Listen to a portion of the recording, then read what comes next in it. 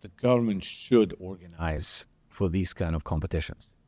And I think when you put AI as, a foundational general purpose technology, that the future of the economy, future of our society, future of our national security will depend on, then obviously the government should play a role in terms of how we bring private sector together, because that's where, this is happening, this is really being developed, what kind of resources are required for us to stay ahead, what are the infrastructure requirements for us to stay ahead.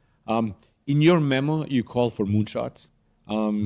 As you and I have talked many, many times, I'm skeptical about the term moonshots being overused. It gets overused, over and over again. Sure. But All due respect to in that. your memo, you call for multiple moonshots to be launched for us to get to AGI. So can you talk a little bit about that? Absolutely. And what are some of the key ideas that we have explored for these moonshots? I'm glad you said that, because I think a lot of people might feel that way. Other people still admire it. But whatever we call it, the fact is the government in China has more ambition than the government right now in the United States. So we're being outcompeted in ambition.